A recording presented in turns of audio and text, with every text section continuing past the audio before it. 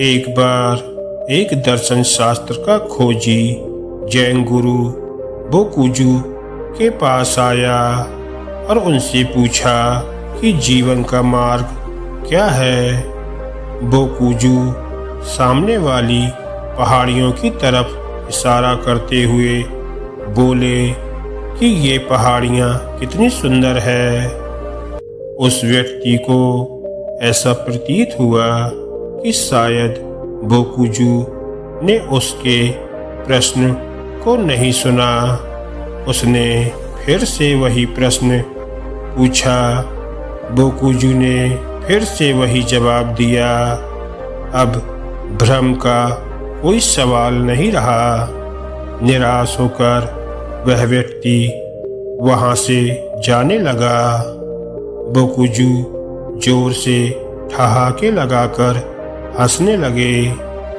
पास में बैठे एक शिष्य ने बोकुजू से पूछा, गुरुजी, उस व्यक्ति ने जरूर आपको पागल समझा होगा।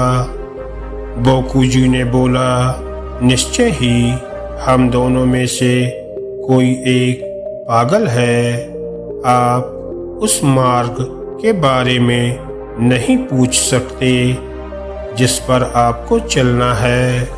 यह पहले से बनाया ही होता है। जैसे जैसे आप अपने मार्ग पर चलते जाते हैं वैसे वैसे इसकी खोज होते जाती है। यह किसी राज पथ की तरह नहीं है जो उसका इंतजार करे और कहे कि आओ और मेरे साथ चलो। ऐसा कोई मार्ग नहीं है। यदि ऐसा होता तो सभी लोग इसे बहुत पहले ही तय कर चुके होते।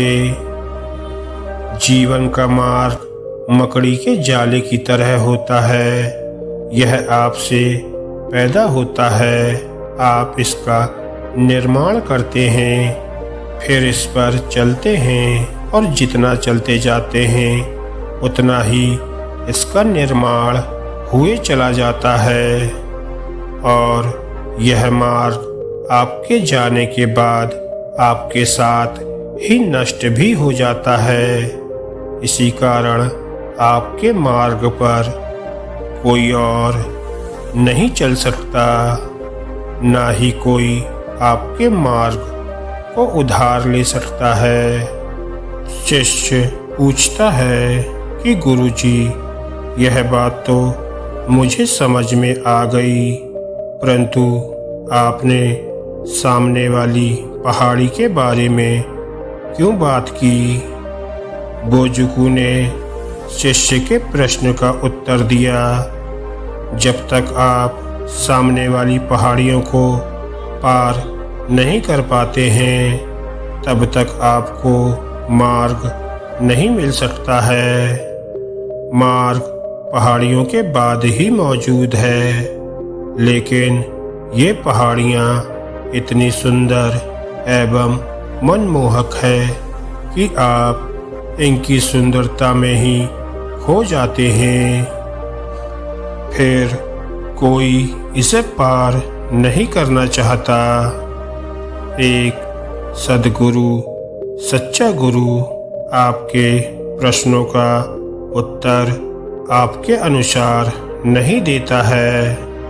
वह वहाँ चोट पहुँचाता है जहाँ जरूरत होती है।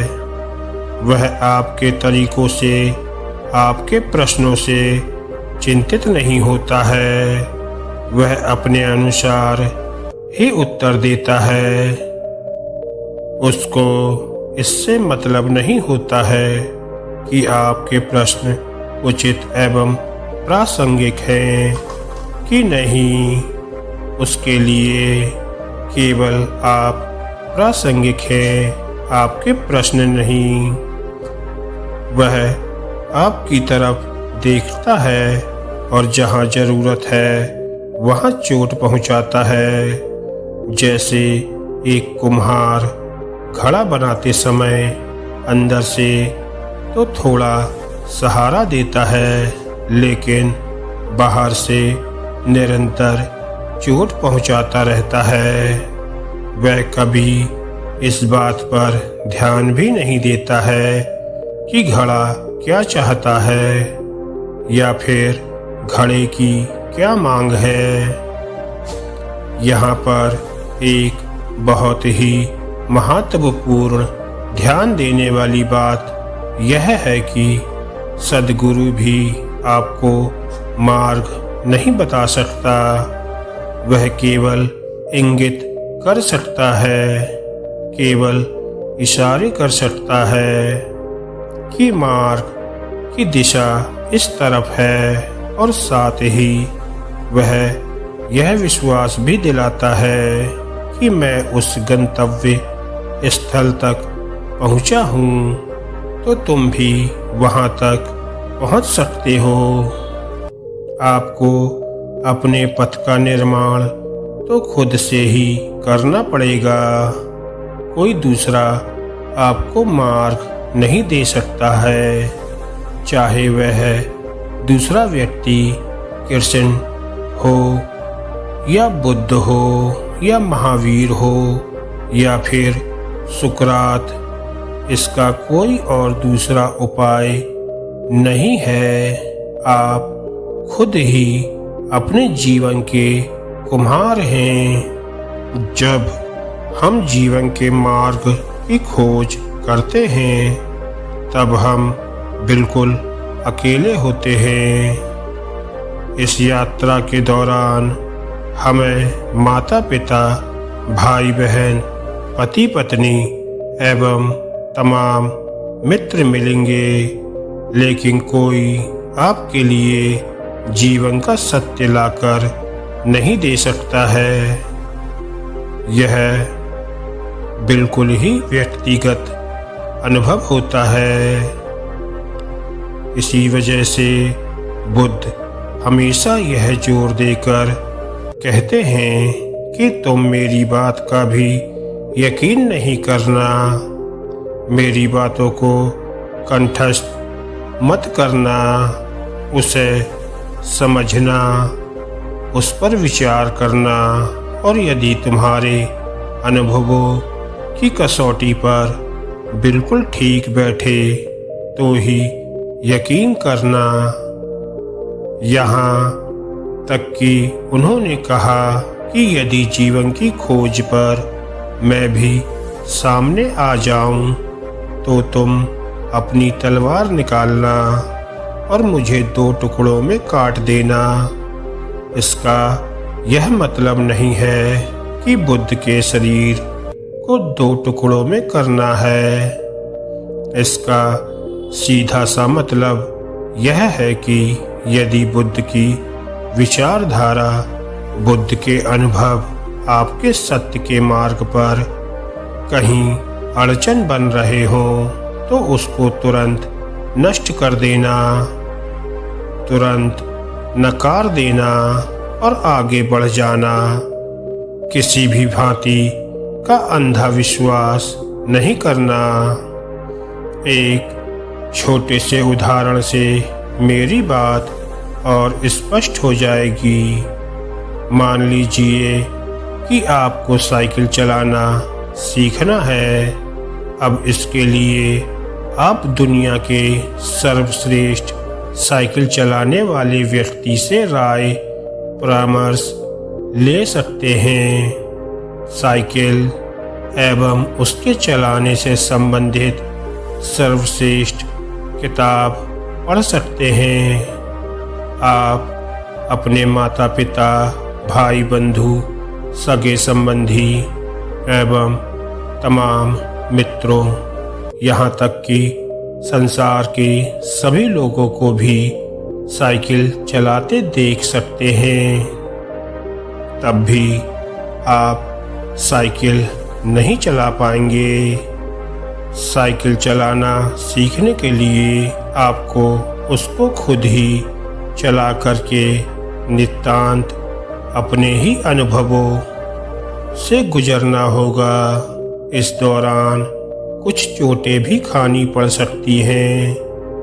निश्चय ही आपको दूसरों से कुछ जानकारियाँ मिल जाती हैं, कुछ सावधानियाँ बरतने के बारे में पता चल जाता है, लेकिन आप अपने अनुभवों से ही साइकिल चलाना सीख पाते हैं। इसी भांति आप बुद्ध से यह जरूर सीख जाते हैं कि जीवन के सत्य के मार्ग को जरूर खोजा जा सकता है, और यदि एक मनुष्य ने खोजा है तो आपको क्यों नहीं मिल सकता है। आपको उनसे साहस मिलता है, आगे बढ़ने की प्रेरणा मिलती है, आपका मार्ग आसान हो जाता है। इस यात्रा के दौरान आपको ऐसा अनुभव हो सकता है कि आपको जो कुछ मिला वह वैसा ही है जैसा बुद्ध, महावीर, जीसस, कृष्ण या फिर मोहम्मद ने बताया है। आपको कुछ भी नया नहीं मिला। यदि ध्यान से अवलोकन करें तो आपको पता चलेगा कि जीवन का हर एक पहलू पुराना है, नया कुछ भी नहीं है। सब कुछ पहले घट चुका है। जीवन की हर एक घटनाएं अतीत में किसी न किसी के साथ घटित हो चुकी है। कोई न कोई उस परेशानी, उस तकलीफ, उस पीड़ा से गुजर चुका है। आप अपनी परेशानियों के बारे में 2 क्षण ठहर कर सोचिए तो आप पाएंगे कि उसी पीड़ा, उसी परेशानी को आपके आसपास के ही लोग झेल चुके हैं। आपकी तकलीफ, आपकी तमाम बीमारियां, आपके मन के तमाम उलझनों को सैकड़ों, हजारों लोग अतीत में झेल चुके हैं। उदाहरण के तौर पर आपको अस्थमा की तकलीफ है या फिर मानसिक अवसाद की तकलीफ है या फिर दौरों की समस्या है। आप इतिहास उठाकर देख लीजिए, किसी मेडिकल बुक को पढ़ लीजिए या फिर किसी चिकित्सक से इन बीमारियों के बारे में बात कर लीजिए तो आपको यह पता चलेगा कि लाखों लोग इन परेशानियों से गुजर चुके हैं।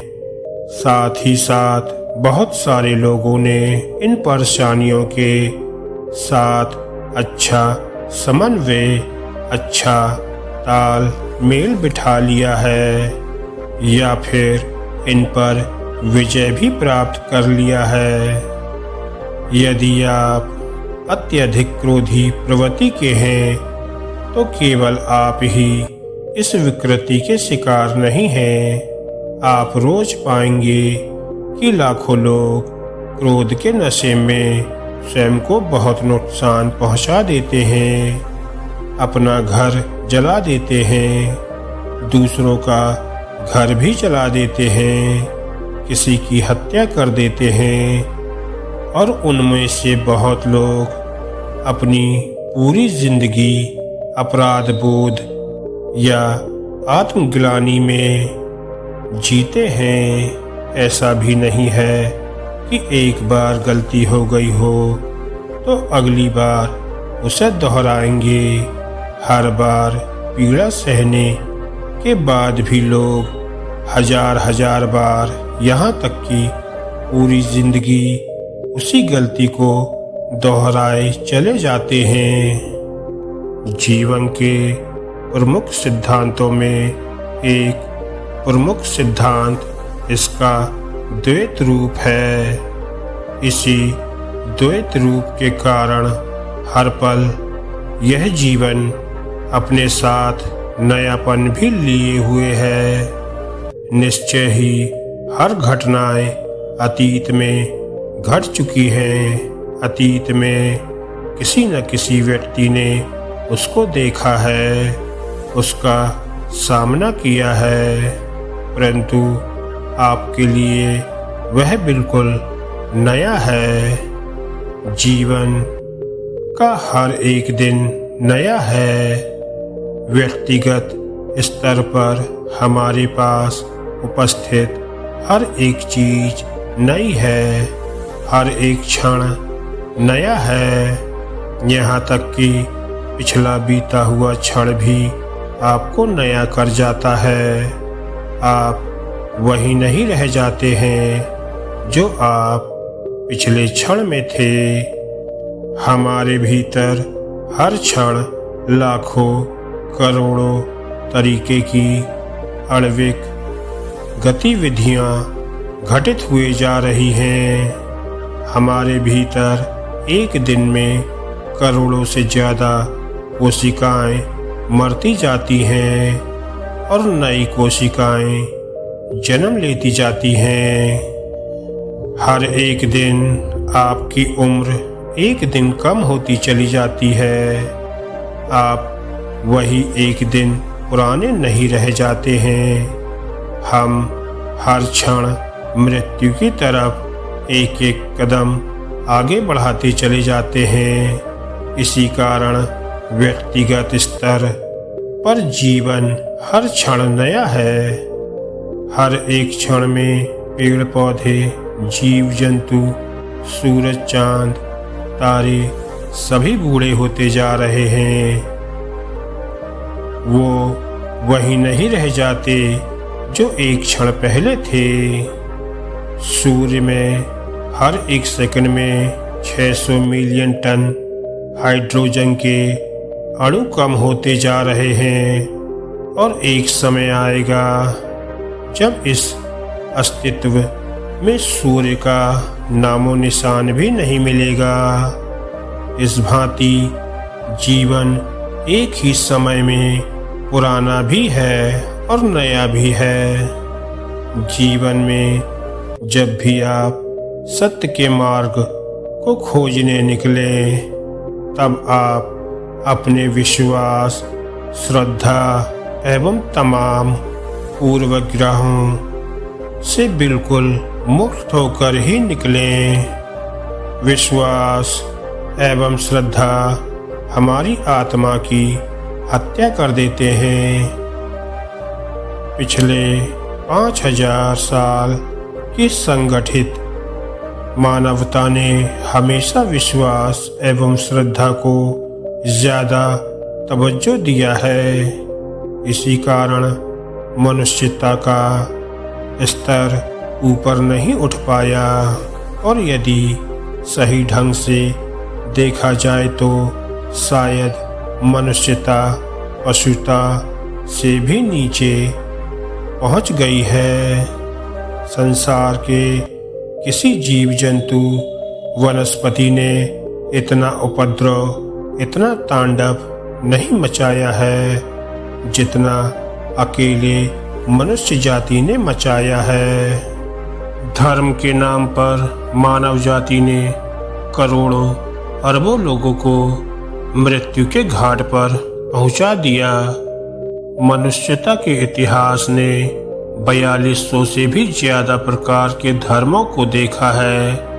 आश्चर्य की बात यह है कि इनमें से एक भी धर्म की आधारशिला विचारशीलता एवं सजीव चेतना पर आधारित नहीं है। सभी धर्म केवल अंधविश्वास एवं चैतन्य शून्यता सिखाते हैं। यहाँ तक कि विकसित कहे जाने वाले देश जैसे अमेरिका, ब्रिटेन भी विज्ञान के इस युग में इन निपट मूर्ताओं से मुक्त नहीं हो पाए हैं। आज विज्ञान ने यह बात डंके की चोट पर सिद्ध कर दिया है कि कोई कारण नहीं है जिससे एक मनुष्य को दूसरे मनुष्य से भिन्न समझा जाए। जो भिन्नताएं हमें रंग रूप के स्तर पर दिखाई पड़ती हैं, वो हमारे शरीर की कोशिकाओं के भीतर उपस्थित जीन के परिवर्तनशील अभिव्यक्ति के कारण होती है। यदि आपके जीन में उसी भांति के परिवर्तन किए जाएं तो आपका भी रंग रूप परिवर्तित किया जा सकता है, और विज्ञान यह परिवर्तन कर पाने में बहुत हद तक सफल भी हो चुका है। इस दुनिया में इस समय लगभग 8 अरब लोग निवास कर रहे हैं, और शायद ही आपको 1000 लोग भी मिल जाएं जिनके जीवन की नींव सोच, समझ, विचारशीलता, आत्मविश्लेषण एवं शुद्ध चेतना पर टिकी हुई हो। यह बहुत ही आश्चर्य की बात है। मनुष्यता केवल धर्म के स्तर पर ही नहीं, विश्वास और मान्यताओं से जकड़ी हुई है। जीवन के बाकी आयामों पर भी इसकी पकड़ मजबूत है। छोटी छोटी मूल्यहीन चीज़ों से भी पढ़े लिखे, यहाँ तक कि स्नातक किए लोग भी बंधे हुए हैं। बिल्ली ने रास्ता काट दिया तो कुछ अशुभ होगा। गुरुवार के दिन बाल नहीं कटा सकते। शनिवार के दिन किसी भी प्रकार की नई वस्तुएं खरीदने से अशुभ होगा, इत्यादि। यदि व्यक्ति अपने पूरे जीवन काल में केवल एक बार भी इन चीज़ों पर सही से विचार कर ले तो तुरंत अपनी मूर्खता से अवगत हो जाएगा। सबसे बड़ी विडंबना यह है कि विज्ञान वर्ग के लोगों पर भी इन तमाम विश्वासों एवं मान्यताओं की पकड़ तेज है। विशेष करके हिंदुस्तान में आपको ऐसे बहुत सारे चिकित्सक, अभियंता, प्रशासनिक अधिकारी मिल जाएंगे। एक मेरे मित्र हैं जो कि चिकित्सक हैं। उनके परिवार में यह मान्यता है कि मंगलवार को मांस, मछली या फिर अंडा नहीं खा सकते हैं, इससे भगवान हनुमान नाराज हो जाएंगे। इसी भांति एक और मेरे चिकित्सक मित्र हैं जो खुद को पक्का मुस्लिम मानते हैं। वो हॉस्पिटल में ड्यूटी के दौरान भी दिन में 5 बार नमाज पढ़ने से नहीं चूकते हैं। इन दोनों व्यक्तियों को मैं बिल्कुल नासमझ समझता हूँ। ये दोनों व्यक्ति इन सभी मान्यताओं को केवल इस वजह से मान रहे हैं क्योंकि इनका परिवार इसे मानता है। इन्होंने अपने पूरे जीवन काल में एक बार भी इन चीज़ों पर सोच विचार करने का साहस नहीं उठाया। इन सभी मूर्खताओं के पीछे बहुत हद तक आधुनिक शिक्षा प्रणाली जिम्मेदार है। हमारी शिक्षा व्यवस्था कभी हमें यह नहीं सिखाती है कि कैसे तर्कसंगत सोच विचार करना है। यह तर्कसंगत चीज़ों को भी किसी भांति याद कर लेना ही सिखाती है। आप कोई भी परीक्षा प्रणाली का अवलोकन कर लें, आपको यही पता चलेगा। इन सभी मूर्खताओं के पीछे बहुत हद तक आधुनिक शिक्षा प्रणाली जिम्मेदार है। हमारी शिक्षा व्यवस्था कभी हमें यह नहीं सिखाती है कि कैसे तर्कसंगत सोच विचार करना है यह तर्क संगत चीजों को भी किसी भांति याद कर लेना ही सिखाती है। आप कोई भी परीक्षा प्रणाली का अवलोकन कर लें, आपको यही पता चलेगा कि सारी परीक्षाएं केवल आपकी स्मृति पर ही आधारित है। आपने अपने विषय को किसी भी भांति अच्छे से याद कर लिया तो आप उस परीक्षा को आसानी से अच्छे नंबरों से पास कर लोगे। गहरी सूक्ष्म एवं मुक्त चिंतन का हमारी आधुनिक शिक्षा प्रणाली में कोई स्थान नहीं है।